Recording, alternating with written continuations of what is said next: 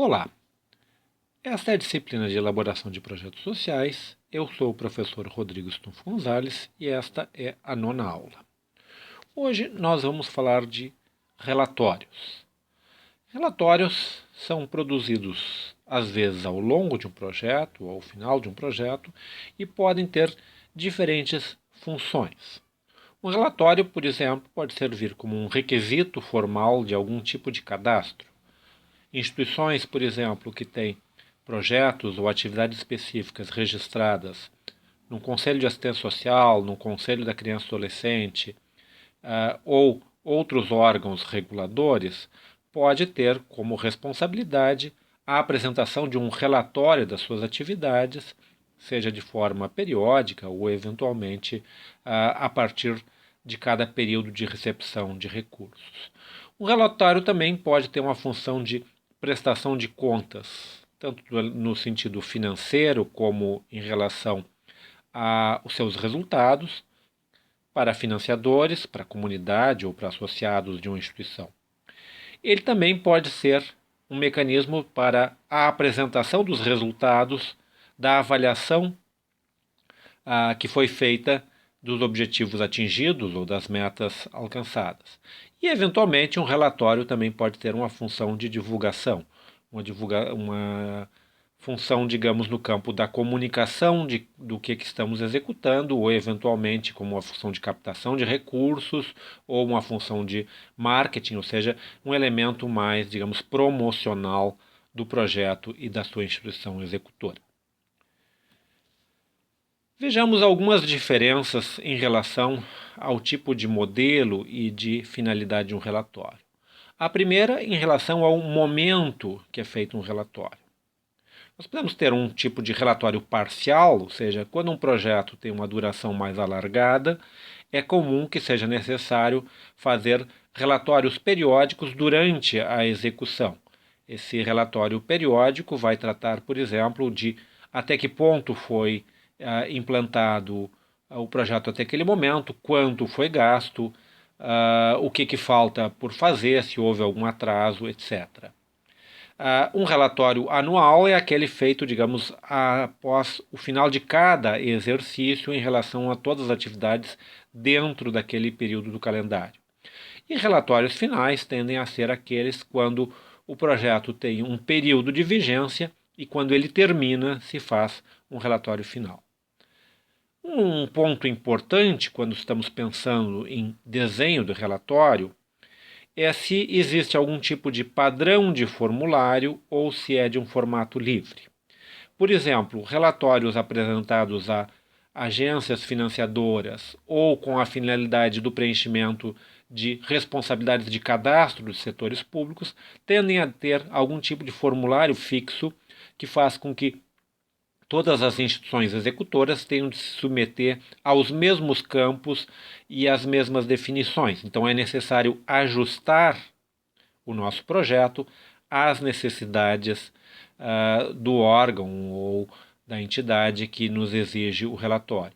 Se o formato é livre, nós temos uma maior capacidade, digamos, de adequar a construção do relatório aos nossos interesses em termos do que deve ser divulgado ou o que deve ser enfatizado.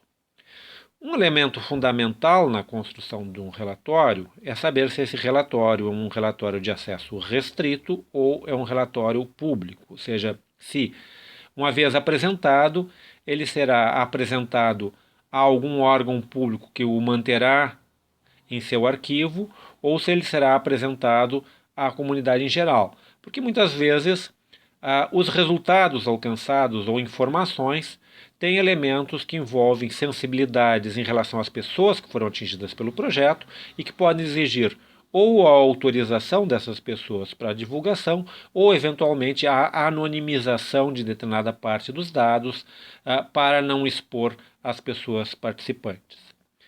Um outro elemento fundamental é a definição de quem vai ler esse relatório, quem vai recebê-lo. Se esse relatório é para um organismo financiador, ou seja, se houve um repasse do poder público ou de, eventualmente, uma agência ligada a uma fundação empresarial e nós estamos prestando contas a um financiador do que nós propusemos nesse relatório. É diferente se a função do relatório é, por exemplo, dar informações à comunidade em que estamos inseridos de o que foi executado com esse relatório. O financiador, eventualmente, tem muito mais interesse em dados sobre a execução financeira, em que foi gasto, quanto foi gasto, enquanto a comunidade tende a ter, digamos, um objetivo maior de saber em que foi impactada a comunidade, como foi transformada a relação entre as pessoas com a execução desse projeto. Também pode ser necessária a apresentação de relatórios a associados, quando se trata de algum tipo de instituição associativa ou corporativa, em que, digamos, os dirigentes que executam um projeto têm de prestar contas àqueles que o escolheram ou indicaram para essa função de coordenação sobre como foi executado o projeto. Em que aí nós temos talvez um meio termo entre o padrão a ser entregue a um financiador e o padrão de divulgação à comunidade, em que também, digamos, um certo detalhamento de informações econômicas pode ser necessário. Vejamos aqui a noção de um relatório parcial. O relatório parcial tende a ser um relatório de uso interno ou de entrega para o financiador. É pouco comum, digamos, durante o processo de execução, fazer, digamos, relatórios parciais com a finalidade de divulgação comunitária ou de associados. Normalmente esse tipo de relatório tem uma ênfase geral na execução financeira e no saldo disponível, ou seja, quanto foi recebido de recursos, no que foi gasto e quanto falta para gastar ou quanto é necessário para a execução até o final. Uma informação sobre o grau de execução do cronograma previsto inicialmente, ou seja, a partir daquele cronograma apresentado, quanto do cronograma foi cumprido e se ele foi cumprido dentro dos seus prazos previstos, ou seja, uma descrição das ações executadas e, eventualmente, justificativas para eventuais atrasos, caso o cronograma não tenha sido cumprido de acordo com o previsto. Nos relatórios parciais, em geral, é possível pensar também na inclusão de solicitações de ajustes, ou seja, na mesma medida em que se apresenta o relatório, se apresentam justificativas, se negocia a reorganização do projeto original ou do seu cronograma ou do seu orçamento para criar condições para a sua execução até o final. Principalmente quando se trata, por exemplo, de financiamento feito por órgãos públicos, existe na legislação a previsão de cláusulas de equilíbrio financeiro que permitem ou recorte ou ampliação de recursos, dependendo da situação de evolução da execução do projeto. Neste relatório parcial também normalmente se unem à parte descritiva algum tipo de inclusão de documentos, como documentos comprobatórios dos gastos e imagens ou gravações de informações para demonstrar a execução. Principalmente também voltando ao caso de financiamentos públicos, a comprovação da execução, ou seja, não apenas a comprovação contábil, mas a comprovação efetiva da execução das ações, normalmente exige a inclusão de algum tipo de documento comprobatório ou de imagem comprobatória. É diferente a noção de um relatório parcial, a noção de um relatório de natureza anual ou final, ou seja, que tende a ter, digamos, uma noção mais elaborada ou de finalização, seja da finalização do período específico, calendário, ou da finalização do projeto como um todo. Esse tipo de relatório tende a ter uma finalidade maior externa do que propriamente interna à instituição, que pode ser para um organismo financiador, ou seja, é a prestação de contas do exercício financeiro, e no caso brasileiro, o exercício contábil, o exercício fiscal vai do dia 1º de janeiro a 31 de dezembro. Pode ter uma finalidade de atualização de cadastro, ou seja, organismos que exigem o registro de instituições tendem a solicitar anualmente um relatório de atividades para a renovação desse tipo de cadastro. E, digamos, no caso de atividades de divulgação, é comum, digamos, ao se fechar o balanço anual das atividades de um ano, a criação de algum tipo de relatório que seja para divulgação de associados, seja para divulgação na comunidade em geral. Esse relatório, uma estrutura mais formal, ele começa por elementos básicos, como uma capa que pode ser apenas textual ou pode utilizar imagens conforme ela for produzida. Um sumário, tendo em vista que esse tipo de relatório tende a ser mais complexo, com um volume maior de páginas e, portanto, é necessário organizá-lo. E, dependendo do tamanho do relatório, um resumo, ou alguns chamam de sumário executivo, no sentido de algumas informações básicas do que ele contém, para aquela pessoa que, digamos, pretenda ter uma vista geral e não especificamente a leitura de todo um relatório. Se pensarmos, digamos, de um relatório de 100, 200 páginas, é necessário, digamos, ter pelo menos um resumo de 2 ou 3 páginas que facilite o seu entendimento global, em que se apresente pelo menos de forma sumária objetivos e resultados. Do ponto de vista de conteúdo, costuma-se iniciar por uma descrição da instituição, ou seja, uma contextualização de quem está executando esse relatório, no caso de não ser uma instituição, ser um grupo de pessoas da equipe, ou seja, quem é o coordenador, quem são os membros dessa equipe, com um pequeno currículo, que depois pode ser ampliado com anexos.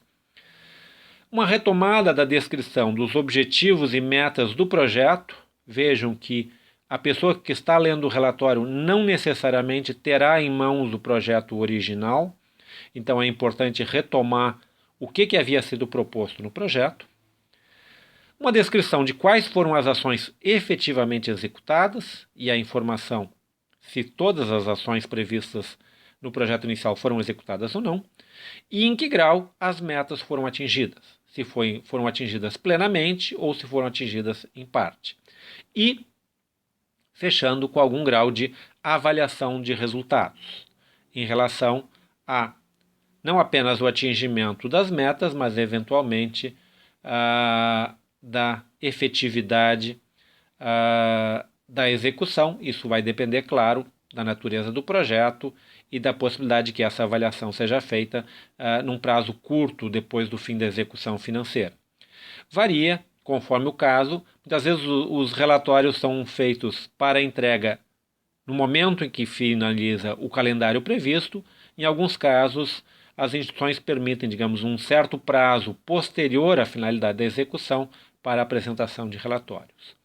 Na maior parte dos casos, relatórios, quando de natureza formal, serão acompanhados por algum tipo de planilha informando os gastos efetuados, seja de forma detalhada, seja de forma global, em relação a grandes rubricas, valor recebido e valor gasto, e documentos comprobatórios, ou seja, quando o relatório é um relatório formal de prestação de contas, tende a ser acompanhado, seja de notas fiscais, seja de fotografia, seja de declaração de pessoas que tenham sido beneficiadas, no sentido de poder se verificar que aquilo que foi previsto foi efetivamente executado. É bom lembrar que em muitos casos isso também será submetido a órgãos de controle, como os tribunais de contas.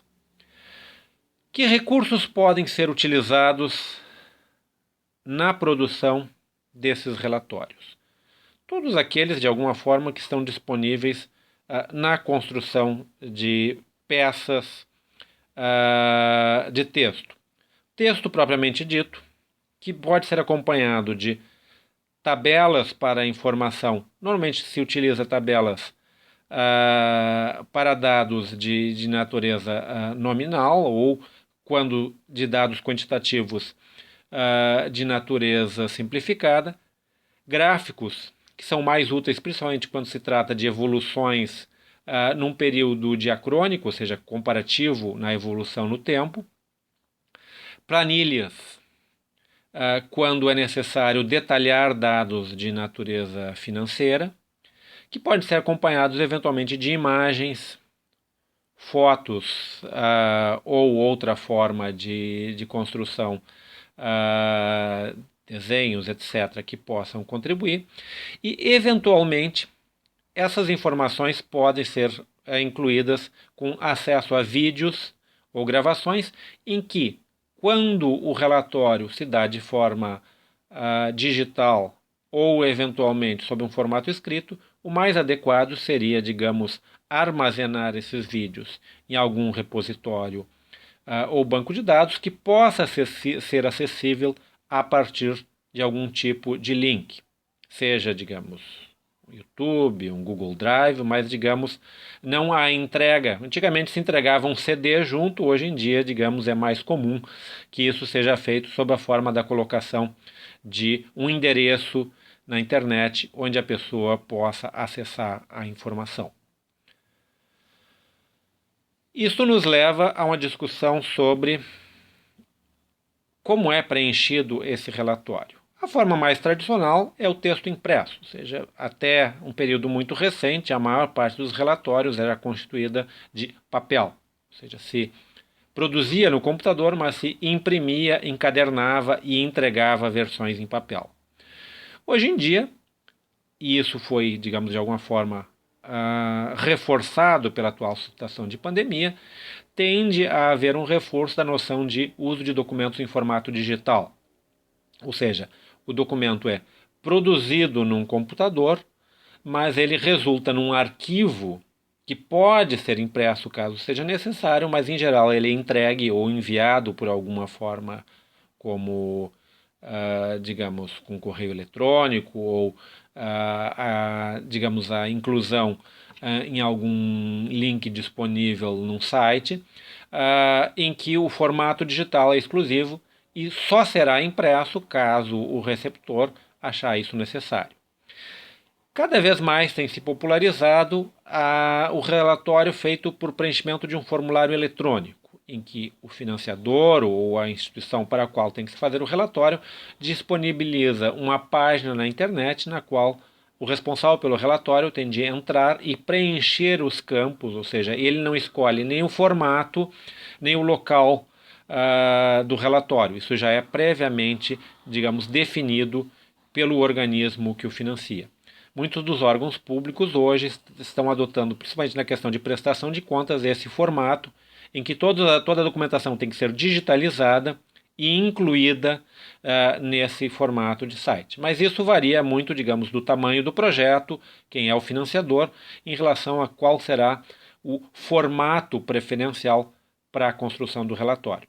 O importante é, independente do formato e independente da finalidade, que os dados sejam fidedignos e que a informação seja suficiente para o leitor, mesmo que não estivesse inicialmente familiarizado, possa entender de que tratava o projeto, como ele foi executado e quais foram seus resultados finais. Por favor, como atividades complementares, leiam os textos disponibilizados e a tarefa principal aqui é preparar um resumo de até uma página, identificando o grupo a que vocês pertencem e uma descrição sumária do projeto que vocês estão desenvolvendo. Na próxima aula, nós vamos ter um encontro presencial, ou seja, um encontro sincrônico, em que nós vamos discutir o andamento das tarefas de produção dos projetos e eu espero que cada grupo tenha disponível um pequeno resumo que possa me enviar até o domingo e eu possa, previamente à nossa aula, verificar como é que está o andamento, quais são as dúvidas dos grupos na elaboração dos projetos e, a partir daí, no nosso encontro, ajudar com essas dúvidas e no desenvolvimento da tarefa que vocês têm que fazer para o final do semestre. Por enquanto, obrigado e até a próxima.